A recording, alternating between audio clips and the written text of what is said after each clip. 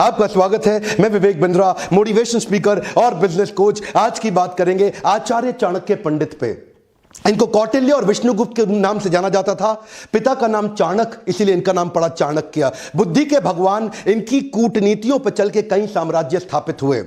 आज कई बड़ी मिनिस्ट्रीज है हमारे देश में। Education minister, home minister, finance minister, defence minister, foreign minister, ये सारी सबसे इंपॉर्टेंट मिनिस्ट्री हैं। और ये ऐसे व्यक्ति थे जो सारी मिनिस्ट्रीज अकेले देखने में सबसे ज्यादा सक्षम, और इनसे ऊपर प्राइम मिनिस्टर, ये खुद आगे चल के चंद्रगुप्त मौर्य के प्राइम मिनिस्टर हुए। नालंदा के विश्वविद्यालय में ये एक प्रोफेसर थे, एक शिक्षक थे। शिक्षक होने के साथ साथ इंटरनेशनल डिप्लोमेसी कैसे बिल्ड करनी है, पॉलिटिकल गवर्नेंस कैसे लाना है, प्लानिंग कमीशन को कैसे तैयार करना है, ऑडिटिंग मैकेनिज्म को कैसे तैयार करना है, इन सब में ये इतने एक्सपर्ट व्यक्ति। अगर आप भी बुद्धि अपनी बिल्ड करना चाहते हैं, बुद्धि का विकास चाहते हैं, इस वीडियो को ध्यान से देखिए। ये समुद्र शास्त्र में भी पारंगत थे। क्या होता है समुद्र शास्त्र? एक इंसान से बात करते वक्त उसके चेहरे को देख के बता देंगे कि व्यक्ति सोच क्या रहा है। इतना एक्यूरेट प्रेडिक्शन देंगे उसके बिहेवियर के बारे में, उसके इमोशंस के बारे में, उसके रिएक्शंस के बारे में। ये एक्सपर्टीज इनको आगे चल के कई साम्राज्य को स्थापित करने में इसकी मदद करी। इनके बचपन से शुरुआत करते हैं। एक बार चाणक्य बाहर बगीचे में खेल रहे थे। पीछे से इनके घर में एक एस्ट्रोलॉजर ज्योतिषी आया, जो उनकी मां से जब मिला तो उन्होंने चाणक्य की पत्री देख के बोला कि ये तो आगे चल के इसके जीवन में राजयोग लिखा है, ये आगे चल के देश का बड़ा प्रधानमंत्री भी बन सकता है। मां सोचने लगी अगर ये प्रधानमंत्री बन गया तो ये तो मुझको भूल जाएगा। तो उन्होंने कहा क्या ये बात सच है? बोला इसकी पुष्टि करनी हो तो चाणक्य के दांत को देखना, सामने वाले दांत पे उसके नागराज का एक चिन्ह होगा। और वो पुष्टि करने के लिए जब मां ने बुलाया तो देखा कि चाणक्य के दांत पे वो चिन्ह था। तो मां रोने लगी, बोली तू आगे चल के राजयोग के चलते प्रधानमंत्री बनेगा, मुझको भूल जाएगा। इतना सुनते ही चाणक्य ने पत्थर उठाया और अपना दांत तोड़ दिया और क्या बोला, मां तेरे प्रेम के चलते मैं ऐसे हजारों राजपाट तुरंत खत्म कर दूंगा। इससे पता चलता है चाणक्य को कभी सत्ता का लोभ नहीं था। आगे चल के देशभक्त चाणक्य तक्षशिला के प्रधानाचार्य बने, प्रधानाध्यापक बने। उन्हीं दिनों सिकंदर पूरी दुनिया को जीतते हुए भारत की तरफ बढ़ रहा था। सोने की चिड़िया भारत को लूटने के लिए वो आक्रमण पे आक्रमण कर रहा था, पोरस को हरा चुका था। और चाणक्य के मन में उन दिनों एक ही सपना था, क्यों ना अखंड भारत का निर्माण किया जाए, एक शक्तिशाली राजा को खड़ा किया जाए। ये अलग अलग राजाओं से इन्होंने मिलना शुरू किया। उस समय मगध जो सबसे बड़ा साम्राज्य था नंदा डायनेस्टी का, आज के समय में जो उड़ीसा है, बिहार है, उत्तर प्रदेश जो आज का समय है, वो सारा सब उस समय मगध कहलाया जाता था। और नंदा डायनेस्टी का सबसे बड़ा राजा धनानंद, ये उसके पास गए और उसको इन्फ्लुएंस करने का प्रयास किया कि क्यों ना सिकंदर के खिलाफ हम तैयारी करें। और तब इन्होंने कहा, अच्छा उस समय धनानंद बिजी था, किन चीजों में बिजी था? वो प्रजा से कर वसूलता था, टैक्स लेता था और उसको अपने जुए सट्टे लॉटरी में, पर स्त्री गमन में, अपने भोग विलास के अंदर खर्च कर देता था। इन्होंने इसको समझाया कि राजा का कर्तव्य है कि समाज से पैसा ले, जो आप टैक्स लेते हैं उसको समाज सेवा में लगा दें। और धनानंद को गुस्सा आया, बोला ए पंडित, तुम अपनी पंडिताई करो, मुझको राजपाट ना सिखाओ, सिकंदर यहां तक नहीं पहुंच पाएगा। जब चाणक्य ने इनको दोबारा समझाने का प्रयास किया, इन्होंने धक्का मार के उसको गिरा दिया नीचे। और जब चाणक्य नीचे गिरे तो उनकी शिखा खुल गई और बोले तेरी यही शिखा काट देंगे। उस बात पर चाणक्य को बहुत बुरा लगा। उस दिन उन्होंने एक संकल्प ले लिया कि मैं ये शिखा तब तक नहीं बांधूंगा। This is called converting anger into resolution. उन्होंने अपने क्रोध को संकल्प में परिवर्तित किया। बोला उस दिन तक शिखा नहीं बांधूंगा जब तक तेरे साम्राज्य को उखाड़ के एक अखंड भारत का राजा ना लाकर खड़ा कर दूं। बहरहाल अब चाणक्य को लगने लगा कि अब समय आ गया कि मुझे ही किसी को कल्टीवेट और बिल्ड करना पड़ेगा। चाणक्य की डिटर्मिनेशन आपको इस बात से समझ में आएगी कि उन्होंने एक यंग लड़के के प्रति अपना जीवन समर्पित कर दिया, जिसका नाम था चंदू। इसका नाम आगे चल के पड़ा चंद्रगुप्त। इसको उन्होंने ट्रेनिंग दी, बहुत सारे संस्कार और सारे प्रकार के शास्त्र उसको सिखाए। इमेजिन करिए, ये 17-18 साल के लड़के चाणक्य की मदद से इन्होंने सोचा कि मैं सिकंदर के साम्राज्य को उखाड़ दूंगा। चंद्रगुप्त को खुद को भी विश्वास नहीं था, लेकिन उनको निष्ठा थी, उनकी शरणागति थी चाणक्य पंडित के प्रति। चाणक्य उनको एडवाइस करते चले गए, गाइड करते चले गए। चंद्रगुप्त उनकी सारी बातों को मानते चले गए। ये कहते थे कि शत्रु की दुर्बलता जानने तक उसे अपना मित्र बनाए रखो। चंद्रगुप्त हैरान, बोले सिकंदर को मित्र कैसे बनाएंगे? चाणक्य ने तभी चंद्रगुप्त को समझाया कि तुम इनकी सेना में शामिल हो जाओ। किसी प्रकार से इन्होंने छोटे से बालक को उनकी सेना में घुसाया और उनका एक फेथफुल सिपाही बना दिया, जिससे अंदर की सारी जानकारियां अब चाणक्य के पास आने लगी। चाणक्य को इतना समझ में आ चुका था कि बहुत दूर से ट्रैवल करती हुई लाखों की सेना सिकंदर की शरीर से अब थक चुकी है। बोला अब इनको मन से थका देंगे। इन्होंने अंदर भ्रांतियां फैलानी शुरू कर दी सिकंदर की सेना के बीच में। देखिए, सिंध नदी अभी तक पार नहीं कर पाया था, भारत में अभी तक घुस नहीं पाया था पूरी तरीके से, और वहां भ्रांतियां फैला दी कि हमारे जो देश, भारत के जो देवी देवता हैं वो तुमसे नाराज हो चुके हैं। इन्होंने अजीबोगरीब काम कराए। कभी कभी अलग अलग दिनों में खाने में जहर मिला देते थे, द्विकंटक नीति के साथ छोटे छोटे अटैक करा देते थे, उनके देश के झंडे को जो पहाड़ पर लगा हुआ है उसको जला देते थे, अलग अलग प्रकार की विस्मक भ्रांतियां फैला देते थे, लोगों के अंदर कंफ्यूजन आपस में उनको लड़वा देते थे। 15, 16, 17, 18 साल के 10-15 लड़कों की मदद से इन्होंने उस सेना को खोखला बनाना शुरू किया, उनका मनोबल तोड़ना शुरू किया। सिकंदर ज्यादा लंबे समय तक रुक नहीं पाया। क्या कहते हैं, जो जीता वही सिकंदर? गलत है सर, जो जीता वही सिकंदर नहीं, जो जीता वही चंद्रगुप्त मौर्य। ये किसी को नहीं पता, सिकंदर भारत में कभी घुस ही नहीं पाया। चंद्रगुप्त मौर्य केवल गाइडेंस लेते रहे आचार्य से, और आचार्य चाणक्य पंडित की गाइडेंस में पूरी सेना को उखाड़ के बाहर कर दिया। इससे क्या हुआ, अब इनमें कॉन्फिडेंस बहुत आ गया।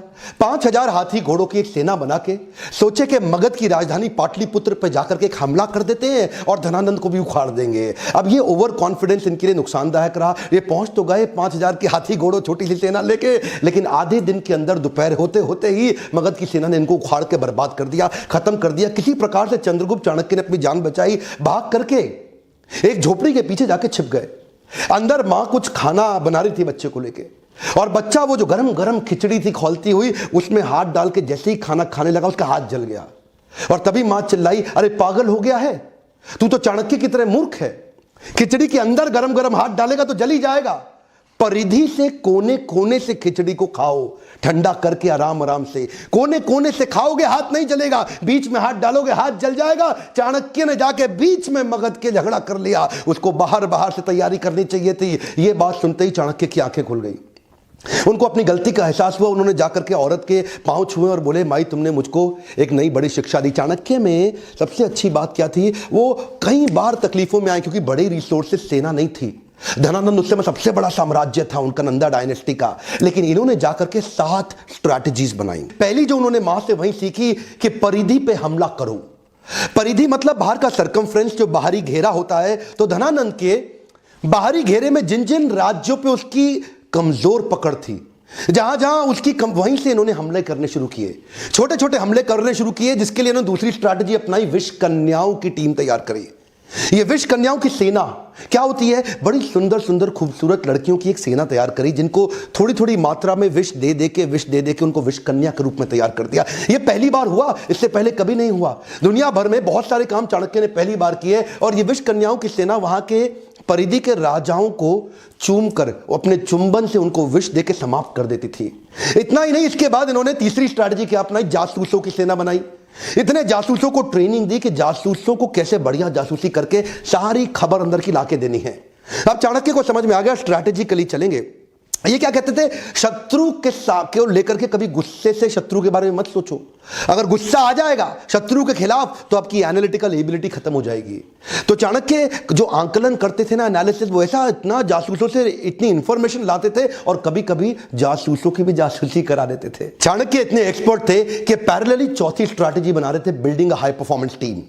ये इन्होंने कैसी करी, इन्होंने वात्सायन मुनि का एक वेश धारण कर लिया, और ये जानते थे कि अगर बड़ी सेना बनानी है तो उनके मन, बुद्धि और आत्मा को जीतना पड़ेगा। एक पॉपुलर अपने आप को वात्सायन मुनि के भेष में जाकर के लोगों को जगह जगह कथा प्रवचन करते थे, और उनको धीरे धीरे इंस्पायर करते थे कि तुम चंद्रगुप्त की सेना को ज्वाइन कर लो। ये जानते थे कि प्रेम से बात करूंगा और आध्यात्मिक बात करूंगा, लोग प्रभावित हो जाएंगे, प्रभुभावित हो जाएंगे, और मेरी स्टोरी और मेरी कहानी पे विश्वास करेंगे और चंद्रगुप्त की सेना को ज्वाइन करते चले जाएंगे। उनकी आत्मा, मन, बुद्धि को जीतने के बाद अपनी वाणी की शक्ति से उनको प्रभावित करके एक एक करके धीरे धीरे 8 लाख लोगों की सेना तैयार कर दी। यह सेना ऑलरेडी 4 गुना बड़ी हो चुकी थी अब धनानंद से।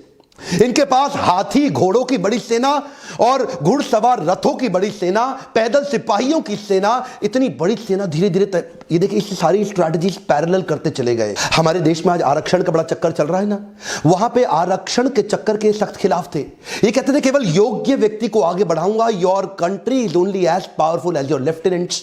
तो अपने लेफ्टिनेंट को चूज करते थे, जो आदमी योग्य है उसी को आगे बढ़ाते थे। उनके ट्रेनिंग कैंप्स पे क्या कहते थे कि राजा को अपने आसपास के लोग बुद्धिमान और योग्य रखने चाहिए, चापलूस लोग नहीं चाहिए जो केवल आपकी तारीफ करते रहें। चाणक्य श्लोक बोलते थे, दुर्जनेषु च सर्पेषु वरम सर्पो न दुर्जना, सर्पोदंशति कालेना दुर्जनस्तु पदे पदे। चाणक्य कहते थे दुर्जन मतलब दुष्ट व्यक्ति और सर्पेशु मतलब सांप, इन दोनों में से सांप अच्छा है। वरम सर्पो न दुर्जना, दुर्जन को छोड़ दो, सांप के साथ रह लो। सर्पोदंशति कालेना दुर्जनस्तु पदे पदे, सांप तो एक ही बार काटेगा, एक ही बार डसेगा, लेकिन दुर्जनस्तु पदे पदे, दुर्जन व्यक्ति हर कदम पे आपको डसेगा, हर बार डसेगा। इसीलिए क्या कहते थे कि मैं टीम ऐसी तैयार करूंगा जो केपेबल लोगों की हो और दुर्जन ना हो। तो ये एक हाई परफॉर्मेंस टीम तैयार करते गए और साथ साथ ये छापामार युद्ध के छोटे छोटे प्रयास करते गए। ये इनकी अगली स्ट्रैटेजी समझिएगा। एक तो देखिए होता है कि टेस्ट एंड लॉन्च और एक होता है launch and test. Test and launch क्या होता है? पहले छोटे छोटे टेस्ट करो, पायलट एक्सपेरिमेंटेशन करो, छोटा टेस्ट करो और उसके बाद उसको वैलिडेट करो। और दूसरा क्या है, पहले लॉन्च कर दो और बाद में देखना टेस्ट करके रिजल्ट आया कि नहीं आया। जो पिछली गलती करी थी 5000 घोड़े सैनिक के साथ, वो क्या था, पहले लॉन्च कर दिया, बाद में टेस्ट से पता चला कि ये फेल हो गए। अब क्या करते थे, अब कहते थे अभ्यास करेंगे। बोले प्लानिंग और प्रैक्टिस में फर्क है। प्लान तो आपका ठीक हो गया लेकिन छोटी छोटी प्रैक्टिस करेंगे। तो छापामार युद्ध परिधि में लगातार करते रहते थे। उससे इनकी प्रैक्टिस बढ़ती चली गई, इतनी प्रैक्टिस बढ़ गई कि उसके बाद वो टेस्ट एंड लॉन्च इतने सारे टेस्ट कर दिए कि ताकि बड़ा हमला करने पे दिक्कत ना आए। और अगली स्ट्रैटेजी में इंटरनेशनल अलायंसेस बिल्ड करके अपनी ताकत और अपनी सेना को बड़े करते गए। कश्मीरी राजा प्रवर्तक को उन्होंने अपने साथ में लिया और बाहर से कई यूनानी राजाओं को भी अपने साथ लिया, जो ये पिछली बार पहले जीत चुके थे ना सिकंदर को, तो वहां से कुछ यूनानी राजाओं के साथ भी उन्होंने सपोर्ट लिया। पोरस का भी सपोर्ट अपने साथ में लिया और कई समुद्री लुटेरों को भी अपने साथ में अपनी सेना में बनाया। इतनी बड़ी सेना बना करके ये 7 स्ट्रैटेजीज मिला के इकट्ठे चलते चले गए। एक एक करके अंदर घुस के पूरी धनानंद की नंदा डायनेस्टी को उखाड़ के खत्म कर दिया। धनानंद कभी सपने में नहीं सोच पाया, वो तो शराब के नशे में रहता था, प्रजा के टैक्स को अपने मजे के लिए खर्च कर देता था। लेकिन चाणक्य जानता था अखंड भारत का सपना मुझे ऐसे ही पूरा करना होगा। ये 7 पैरेलल स्ट्रैटेजीज पे आप वीडियो को वापस घुमा घुमा के ध्यानपूर्वक देखिए। ये तो थी चाणक्य की 7 पैरेलल स्ट्रैटेजी धनानंद को जीतने के लिए। इसके बाद अखंड भारत को उन्होंने बढ़ाया कैसे? Kabul, Gandhar, Kandhar, Balochistan, Turkmenistan, Kyrgyzstan, central Asia तक उन्होंने एक छत्र राज्य कैसे एस्टैब्लिश किया, ये अभी नहीं बताऊंगा, ये अगले वीडियो में बताऊंगा। लेकिन अगला वीडियो तभी डालूंगा अगर आपने इसको 1 लाख से ज्यादा लाइक दे दिए। हिस्ट्री को जान करके आप अपने प्रेजेंट और फ्यूचर को और इंप्रूव कर सकते हैं। क्या ये मैं इतनी मेहनत करता हूं, अगर आपको वीडियोस वास्तव में अच्छे लगते हैं तो लाइक करके मेरा उत्साह बढ़ाइए। अगर आप बिजनेस मैनेजमेंट स्ट्रैटेजीज जो मैं अगले वीडियो में देने वाला हूं चाणक्य की, उसको आप लाइव में मुझसे सीखना चाहते हैं तो लीडरशिप फनल आप ज्वाइन कर सकते हैं, या bounce back series. Bounce back एक हाई पावर मोटिवेशनल सेमिनार है 4 घंटे का, और लीडरशिप फनल एक 6 महीने का बिजनेस और एंटरप्रेन्योरशिप का प्रोग्राम है। कमेंट बॉक्स में बताइए क्या चाणक्य पंडित का पार्ट 2 उनकी मैनेजमेंट और लीडरशिप से उन्होंने कैसे भारत को बड़ा किया आप डिटेल में सीखना चाहेंगे। और सब्सक्राइब करके बेल आइकन ने हिट किया तो वीडियो आपको छूट जाएगा। वीडियो को शेयर करिए ताकि लोगों को पता चले कि सोने की चिड़िया भारत की कैसे बनाई गई थी। आज भी देश को एक नए चाणक्य की जरूरत है। आपको क्या लगता है हमारे देश का चाणक्य कौन हो सकता है? कौन हमारे देश का युक्त प्रधानमंत्री बनने लायक है? कमेंट बॉक्स में अपनी राय जरूर लिखिए। मेरे साथ जुड़े रहने के लिए, हर बार आकर के दुनिया के नंबर 1 एंटरप्रेन्योरशिप चैनल के वीडियोस को देखने के लिए आप सबका दिल से धन्यवाद।